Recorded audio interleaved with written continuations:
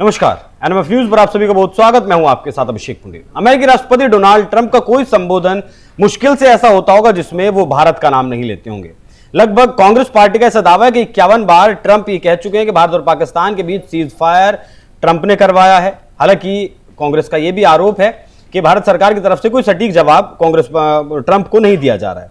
पिछले दिनों ट्रंप ने दावा किया ब्रिक्स देशों को लेकर के ब्रिक्स देश लगातार देश अपना संगठन छोड़ रहे हैं, ब्रिक्स का साथ छोड़ रहे हैं, और अब एक बार फिर से दावा किया है कि रूस से तेल नहीं खरीदेगा भारत। ऐसा आश्वासन ट्रंप को पर्सनली प्रधानमंत्री नरेंद्र मोदी ने दिया है।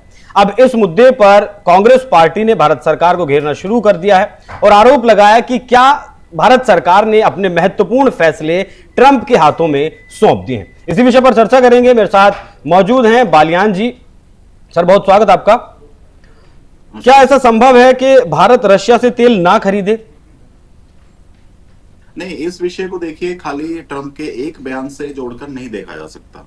आप ट्रंप इतने सारे बयान देते हैं और अगर आप उनका इतिहास देखो तो उन्होंने सीज फायर पर भी 50 बार लगभग बयान दिया है। तो क्या उसको सच भारत को मान लेना चाहिए? भारत एक ऑटोनोमस एक तरीके से स्वतंत्र देश है अपनी विदेश नीति का निर्धारण करने के लिए। तो ट्रंप अगर कोई बयान देंगे तो उसका हम विश्लेषण कर सकते हैं। खाली ट्रंप ने बोला और भारत नहीं खरीदेगा, ऐसा संभव नहीं है। तो विश्लेषण अगर इस बात का करें तो क्या निकलता है? देखिए, ये तेल को पूरा हमें समझना पड़ेगा कि भारत किस तरीके से तेल खरीदकर अपने हित को निर्धारित करता है। इसमें आप ये देखिए कि भारत का पहले जहां तेल का जो आयात होता था वो गल्फ कंट्रीज से मेनली होता था, जिसमें थोड़ा सा हिस्सा अमेरिका का भी था। और गल्फ कंट्रीज में भी कौन थे? इराक नंबर 1 होता था, फिर सऊदी अरेबिया था, ईरान था और कई ऐसे और भी देश थे। लेकिन जब कोरोना के बाद जो स्थितियां बदली तो भारत ने अपने स्ट्रेटेजिक रीअलाइनमेंट करने शुरू करे। भारत ने देखा कि आज के दुनिया में जो ग्रुप है कंट्रीज का वो उतना रिलेवेंट रहा नहीं है। उतना रिलेवेंट ना होने के कारण भारत को भी अपने हित निर्धारित करने हैं और उसको ये देखना है कि उसके कंट्री इंटरेस्ट सबसे अधिक कहाँ होंगे। और उसके बाद 2022 में शुरू हो जाता है यूक्रेन का युद्ध। उस समय पर भी बहुत सारे लोगों ने कहा कि भारत कोई पोजीशन नहीं ले रहा है, भारत को रूस के साथ खड़ा होना चाहिए या भारत को यूक्रेन के साथ खड़ा होना चाहिए। लेकिन भारत ने अपनी न्यूट्रल पोजीशन रखी और ये कहता रहा कि हमें शांति के पक्षधर हैं। और उसके नतीजे आज सबके सामने हैं। जहां एक तरफ रूस से हमारी प्रगाढ़ मित्रता है, वहीं दूसरी तरफ यूक्रेन भी कहता है कि भारत ही एक ऐसा देश है जो युद्ध रुकवाने की स्थिति में है। तो आप इसको शॉर्ट टर्म या किसी एक बयान के माध्यम से मत देखिए। भारत ने कोरोना के बाद जब रूस से और यूक्रेन रूस युद्ध के बाद जब तेल खरीदना शुरू करा तो उस समय पर हमें एक बड़े मात्रा में डिस्काउंट मिला। और अगर भारत ऐसा ना करता तो आप सोचिए कि सप्लाई चेन बाधित होने के कारण जो तेल के जो दाम थे वो बहुत ऊंचे चले जाने थे, 150 बैरल से भी ऊपर जा सकते थे। और भारत का एक बड़ा तेल इंपोर्ट से आता है, उसके बड़े हित हम उसमें डॉलर्स बहुत बड़ी मात्रा में देते हैं।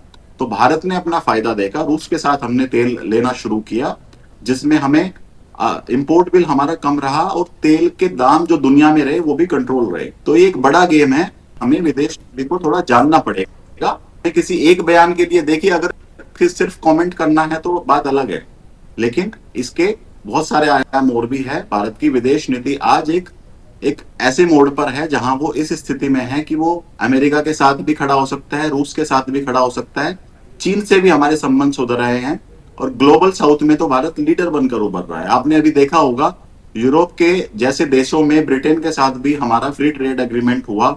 इसके बाद जो यूरोपियन यूनियन की अभी चेयरमैन भारत के अंदर विदेश यात्रा पर थी, उसमें भी हमारा फ्री ट्रेड एग्रीमेंट एक पॉजिटिव दिशा में जा रहा है। ऑस्ट्रेलिया के साथ हमारा ऑलरेडी हो चुका है। तो भारत अपने जो कार्ड्स है वो बहुत अच्छे से खेल रहा है। खाली एक बयान से भारत अपनी विदेश नीति बदल देगा, ये संभव नहीं है। और कांग्रेस जिस तरीके से कांग्रेस ने आरोप लगाया कि भारत सरकार ने अपने कई महत्वपूर्ण फैसले ट्रंप के हाथों में सौंप दिए हैं, क्या आपको लगता है ऐसा? नहीं, कैसे सौंप दिए हैं भाई? ट्रंप तर्क है उनका कि ऑपरेशन सिंदूर रोक दिया ट्रंप के कहने पर। नहीं, ऑपरेशन सिंदूर रोक दिया, उसकी सच्चाई आज सबके सामने बाहर है। अभी पाकिस्तान के जो विदेश मंत्री है, पाकिस्तान के कई मंत्री वो बयान ग्लोबल स्टेज पर दे चुके हैं। यहाँ तक कि पाकिस्तान के प्रधानमंत्री ने कहा है कि ऐसा नहीं है भारत और पाकिस्तान की बातचीत के बाद ही युद्ध रुका है, ये तो अपने देश को ट्रोल करने वाली बात है। आप एक ऐसे व्यक्ति पर भरोसा करके अपने देश को ट्रोल कर रहे हैं जिसकी क्रेडिबिलिटी बहुत कम हो चुकी है। अमेरिका के जो सबसे क्लोजेस्ट पार्टनर है, चाहे वो कनाडा हो चाहे वो ब्रिटेन हो, जापान तक से अमेरिका की डील नहीं हो पाई है। ट्रेड डील के लिए जापान से अमेरिका की ट्रेड डील नहीं हुई, जिसके कारण जापान के प्रधानमंत्री का इस्तीफा भी आया है। ऑस्ट्रेलिया ने भी भारत और अमेरिका के संबंधों के बीच भारत का ही पक्ष लिया है कि भारत पर टैरिफ सही नहीं है। उसके अलावा ईयू जैसे देश भारत के पीछे आ रहे हैं, ब्रिटेन आ रहे हैं। तो आप समझिए कि ट्रंप एक टेम्परेरी एक तरीके से वो एक टर्बुलेंस आया है विदेश नीति में, उसके बयान पर अपने देश को ट्रोल करना एकदम सही नहीं है और कांग्रेस को इससे बचना चाहिए। पहले भी ऐसी घटनाएं हुई हैं। सर, एक मिनट के लिए अगर मान लें कि भारत रशिया से तेल खरीदना बंद कर देता है, जो कि भारत को फिलहाल $58 प्रति बैरल से $64 प्रति बैरल तक मिल रहा है छूट के बाद, जो छूट मिल रही थी उसमें और 5% की छूट और ऐड की गई है पुतिन के द्वारा। उसके बाद अगर बात करें अमेरिका के तेल की, तो अमेरिका का तेल $65 प्रति बैरल से लेकर $70 प्रति बैरल तक है। सऊदी अरब की अगर बात करें तो $64 प्रति बैरल से लेकर वो $70 प्रति बैरल तक है। भारत को जो महंगा तेल खरीदना पड़ेगा अमेरिका से भी, अगर हम अपनी सप्लाई बढ़ाते हैं तो वक्त भी ज्यादा लगेगा, खर्च भी ज्यादा आएगा और तेल भी महंगा खरीदा जाएगा। भारत सरकार हर साल लगभग $12.5 बिलियन का जो बिल बनता है तेल का, वो कम होता है रशिया से तेल जब हम खरीदते हैं। तो अगर हम रशिया से तेल नहीं खरीदते हैं तो इस $12.5 बिलियन में और कितनी बढ़ोतरी होगी, किस तरीके से सप्लाई चेन बाधित होगी, क्या अमेरिका से ये सप्लाई पूरी की जा सकती है? देखिए, इसमें दो पक्ष है। एक तो क्या है, $12.5 बिलियन का फायदा हमें तब होता है जब तेल के दाम लेकिन अगर सप्लाई चेन ही बाधित हो जाती है तो उसमें तेल के दाम भी ऊपर जा सकते हैं और ये $12.5 बिलियन बढ़ के $50 बिलियन तक भी हो सकता है। एक बात तो ये है।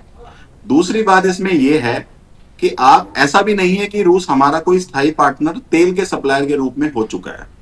विदेश नीति आज अगर आप विदेश नीति को देखो दुनिया के, वो ट्रांजैक्शनल हो चुकी है, वो मल्टीपोलर हो चुकी है। अभी उसमें अगर आप अपने आसपास नजर घुमा के देखे, एक भी ग्रुप दुनिया का परमानेंट नहीं है। अमेरिका के ग्रुप में जहां नाटो देश हुआ करते थे, जिसमें यूरोपियन यूनियन, ब्रिटेन, ऑस्ट्रेलिया और आपका जापान, इस तरीके साउथ कोरिया जैसे देश थे, आज उनमें ट्रस्ट डेफिसिट है। तो आज की विदेश नीति एक ट्रांजैक्शनल फॉर्म में चल रही है। ट्रांजैक्शन फॉर्म मतलब कि आप हमें क्या देंगे, हम आपको क्या देंगे। उसी प्रकार दूसरा देखो आप, मल्टीपोलर दुनिया चल रही है कि भारत जैसे देश, भारत और चीन को भी एक दूसरे के साथ आना मजबूरी बन चुकी है, क्योंकि दोनों के बीच बड़ा व्यापार होता है।